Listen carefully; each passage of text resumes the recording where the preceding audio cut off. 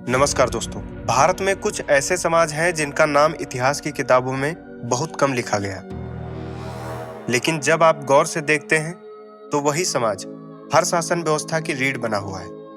आज सवाल ये नहीं है कि कायस्थ कौन है, आज सवाल ये है भारत जैसा देश बिना कायस्थों के चलता कैसे।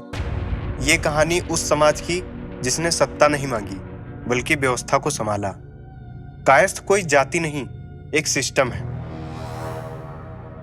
कायस्थ शब्द को अक्सर केवल जाति के दायरे में देखा गया, लेकिन ऐतिहासिक रूप से कायस्थ एक प्रशासनिक सिस्टम था। राजा बदलते थे, राजवंश खत्म हो जाते थे, लेकिन जो लोग राज का लेखा रखते थे वो वही रहते थे। संस्कृत के काय यानी राज्य और स्थ यानी स्थित।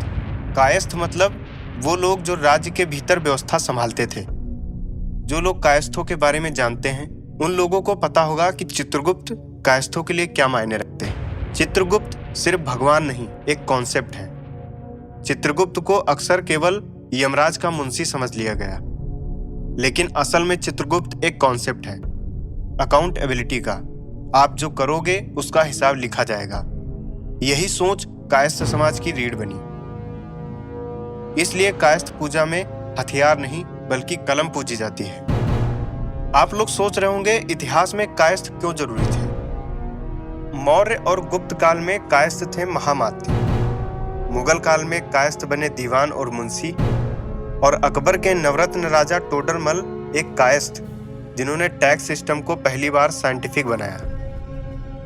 ब्रिटिश समझ गए थे अगर भारत चलाना है तो कायस्थों को सिस्टम में रखना पड़ेगा। जब क्रांति की बात आती है तो अक्सर तलवार और बंदूक याद आती है, लेकिन असली क्रांति आई विचारों से। नेताजी सुभाष चंद्र बोस रणनीति, मुंशी प्रेमचंद्र समाज का सच, जयप्रकाश नारायण सिस्टम के खिलाफ आवाज।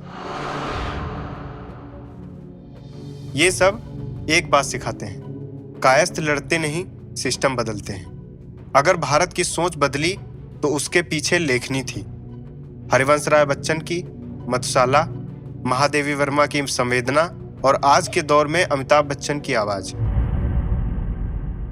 और भी ऐसे बहुत से लोग हैं जो कायस्थ समाज से महज कलाकार ही नहीं बल्कि हर एक डिपार्टमेंट में हैं और अच्छा नाम कर रहे हैं। ये कल्चरल इन्फ्लुएंसर्स हैं।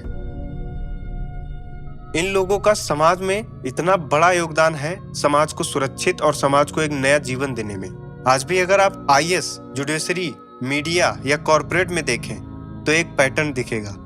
कायस्थ सत्ता में कम लेकिन सिस्टम में ज्यादा मिलेंगे,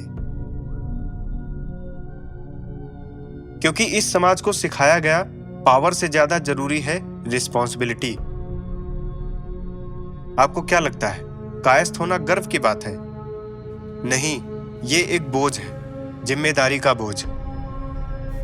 क्योंकि जब सिस्टम टूटता है तो सबसे पहले लोग पूछते हैं लिखने वाला कहां था, और अक्सर जवाब होता है कायस्थ अभी भी लिख रहा है। कायस्थ समाज को अगर केवल प्रशासन तक सीमित कर दिया जाए तो यह अधूरी तस्वीर होगी। इस समाज की असली ताकत रही है शिक्षा। घर घर में किताबें, बच्चों को सिखाया गया पहले समझो फिर बोलो। यही कारण है कि कायस्थ समाज में शिक्षक, लेखक, वकील और अधिकारी हर दौर में दिखाई देते हैं। समय बदला, राजा गए, ब्रिटिश आए और चले गए, कायस्थ समाज की भूमिका बदली लेकिन खत्म नहीं हुई। आज यही कलम कंप्यूटर पर चल रही है, फाइलें बदली लेकिन जिम्मेदारी वही है।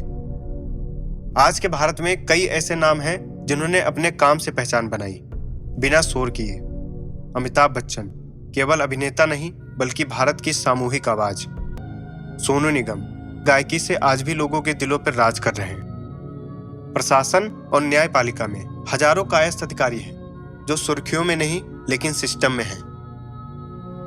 हर समाज की तरह कायस्थ समाज भी पूरी नहीं है। आलोचना हुई, कभी एलिटिज्म की, कभी दूरी की, लेकिन असली सवाल यह है क्या सिस्टम चलाने वाला हमेशा दिखना जरूरी होता है? कायस्थ होना गर्व नहीं है, यह जिम्मेदारी है, क्योंकि जब इतिहास लिखा जाएगा तो पूछा जाएगा सिस्टम को संभालने वाला कौन था, और अक्सर जवाब होगा कोई मंच पर नहीं था, लेकिन कोई पीछे बैठा सब कुछ लिख रहा था। वही था कायस्थ। अगर आपको यह वीडियो सोचने पर मजबूर करे तो लाइक करें, सब्सक्राइब करें और कमेंट में लिखें जय चित्रगुप्त।